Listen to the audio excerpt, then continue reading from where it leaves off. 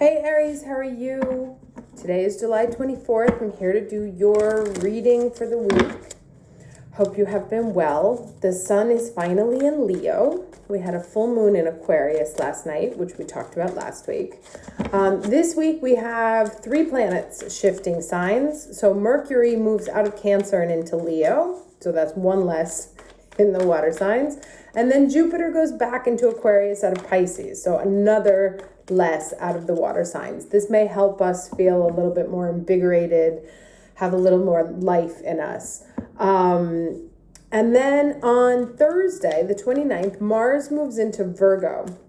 Now, Mars doesn't love being in Virgo, but because we like to charge forward, right? And Virgo is all about like dotting the I's and crossing the T's.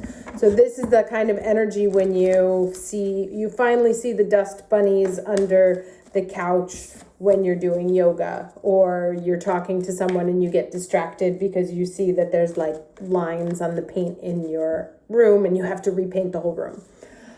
So it will be all about kind of like doing the work and focusing on the baby steps. And it's interesting because I've noticed kind of in some of my conversations with people and other things that there's been a lot of low motivation, low effort, low drive, all those water planets really just kind of sapped the life out of us, and we can feel really hard, like not really knowing how to go forward, especially because Cancer energy is all about lateral movements, not forward movements, or moving, going the long way. Think about how a crab walks. It can't go forward. It has to go around to get to the point. And so we may have been feeling very frustrated because we wanted to do something, but the energy just wasn't there for us. And it looks to me from now that the energy that we like, that really strong push, is still not available. But what will happen is that whatever it is that we've been working on, where we have been stuck, maybe because we wanted to make leaps and bounds, or maybe because we didn't know how to go or where to go next, the Mars in Virgo will help us start to see all the little small details that we didn't see before. And that can be annoying, because it's like bureaucracy and sign on this, and then you need this file, and then get that file, and then you can go here, and then you can go there. But those are the steps that are required at this point, since there is no leaping and bounding. Those are the steps that are required to actually move forward. I'm also going to do a separate video for Pluto transits, not today, maybe tomorrow, or next week. If you have any planets from 24, 25, 26 at Capricorn, Aries, Cancer, or Libra, you are currently having a Pluto transit, and they are very difficult. And they're about transformation, and Pluto gets what he wants always, whether you like it or not. So I'm dealing with one myself, so I kind of want to take a look into that energy. So if any of you are having like a really hard time with the transformation, like something has changed, but you don't see it yet in your external world, or you're like waiting to see how it plays out, or there's something that you have to change and you don't want to, that reading will definitely be for you. But let me get back to the weekly. Let us look at the overall energy for Aries, week of July 24th, please. What is the overall? All right, so before, when I picked up these cards, this card fell out reversed, and now it came back right side up. So we have 2. This card came back last week, Come to the Edge. It's a 9. And this one talks about unfinished symphony, and this is a 10, right? So really picking up the pieces of something that we have left unfinished. And this is kind of like what I was talking about, if anybody's like going through a life transformation or trying to change job. And I think this is just in general right now, because the whole planet's really going through a really transformational moment. Things can feel unfinished, and you're like, why? Like, I've done so much work, I've put in the effort, I'm really tired. Why haven't I seen things change yet, right? And And so both of these kind of talk about there being more work to do. More work to do on you. It's going to push you to the edge, perhaps, and push you out of your comfort zone.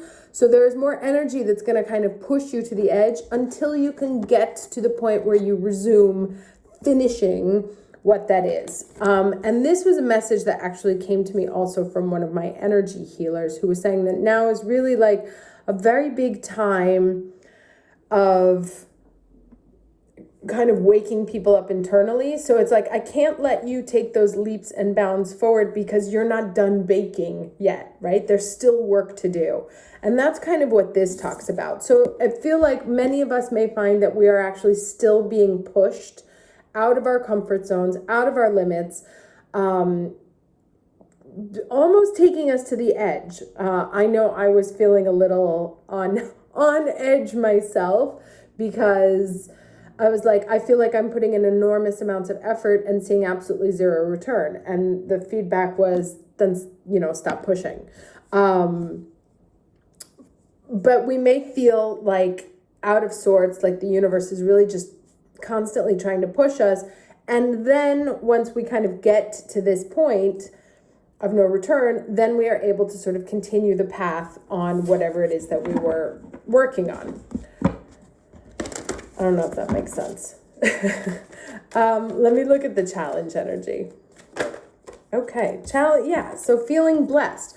We can feel like we're in a moment of not abundance, like, or it's like I did everything that I was supposed to do. I thought I was walking the path that I was meant to walk. I thought I was like playing the song that my heart was meant to play. But right now I don't really feel the universe's blessing on me, or I don't really feel abundant right now. I feel challenged. I feel, triggered.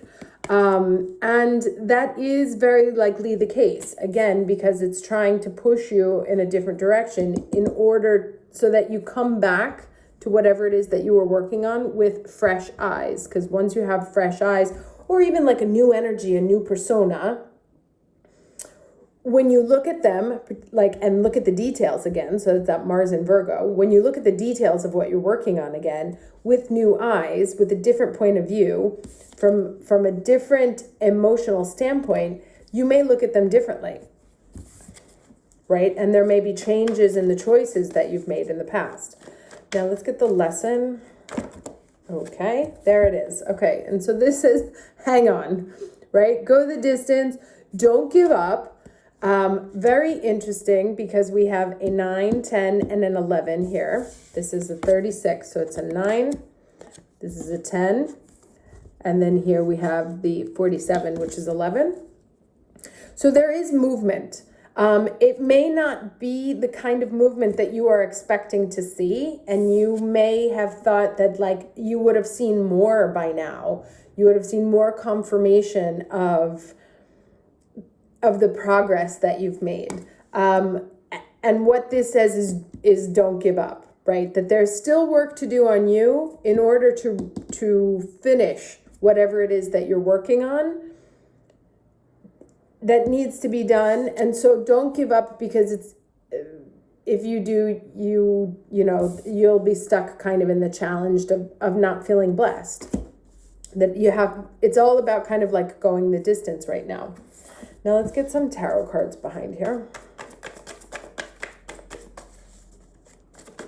So so if you're feeling, and this kind of goes back to what I was saying at the beginning, the low effort, the low motivation, the low everything. If you're feeling really kind of discouraged by the universe, like I thought I was doing everything I was supposed to, why aren't I seeing results? This is kind of your message that says don't give up. It doesn't necessarily mean that you have to change what you're doing.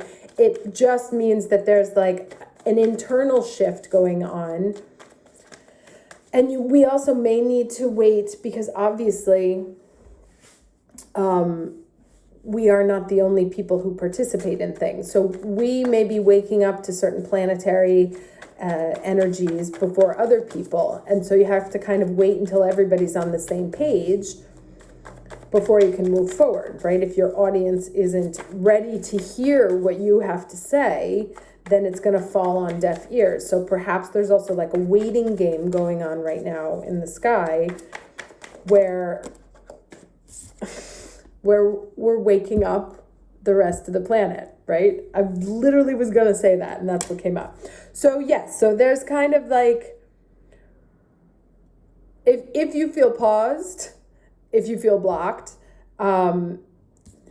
it's because there's this kind of like planetary wake up that's going on right now, calling people out of their slumber. So we may be on the early edges of that, particularly as Aries, always out in front. And now's that kind of time where we have to wait for everybody else to catch up. But like it says here, don't lose sight of the end goal. Things may not be moving as fast as you would like, but it doesn't mean that they're not moving. They're just moving on a different plane than they were before.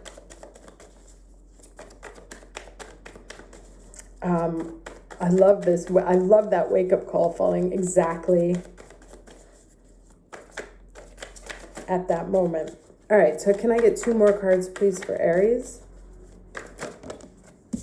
Literally. Okay, nice. There it is. And they're both 7s, right? Love that. So it's like the major arcana is the higher octave of the energy, right? And then this is the earthly octave.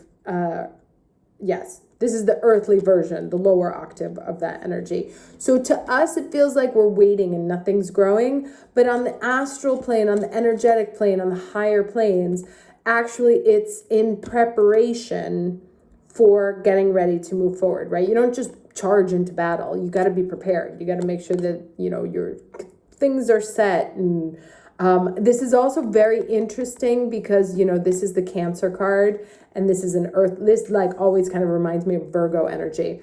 So moving out of the Cancer, it's like where things were shifting emotionally, moving into the earthly energy where we start to actually look at the details. What have I done? What am I making? I want to get actually one more card here.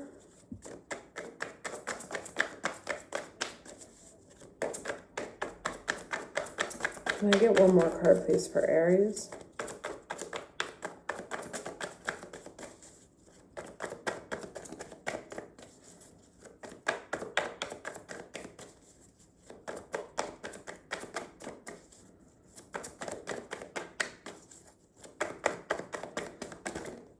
Okay, yeah. So this is like, if you're in your head about feeling stuck, about thinking that things are like not moving, and then there's 7 and an 8, right?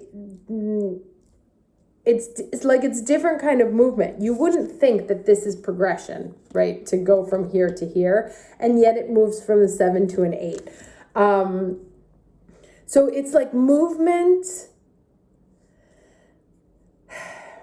It's atypical movement that is not happening neither how you expected it to happen, nor on this plane, right? Things are happening at a different level.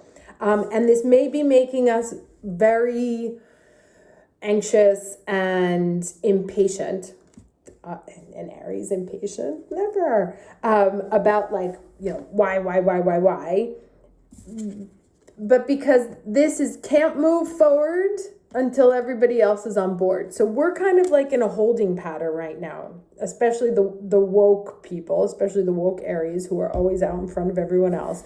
We're in a holding pattern, waiting for the others to catch up.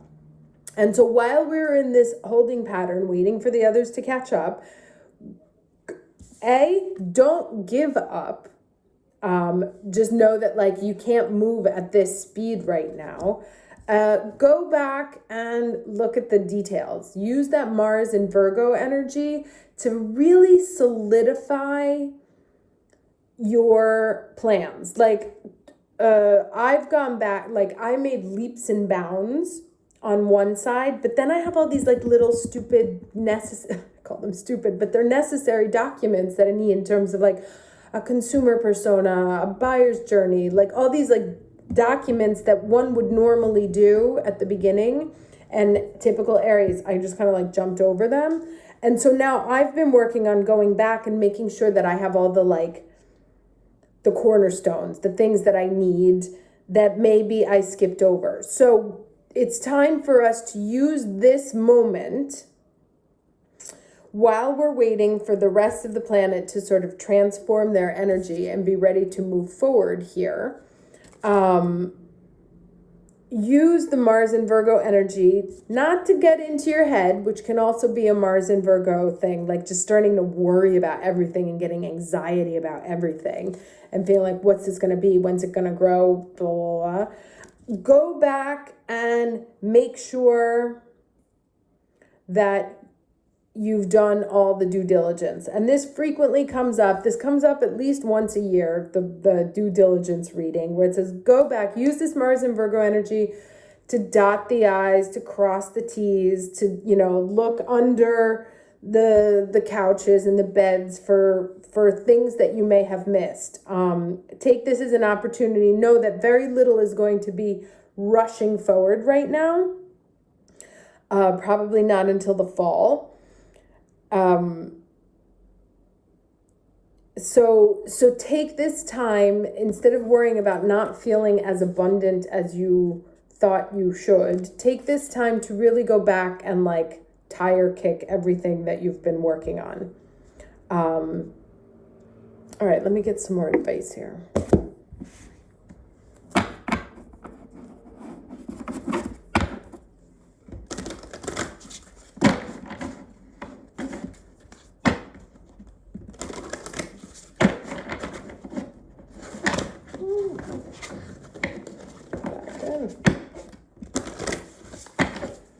Okay, can I get some advice for it?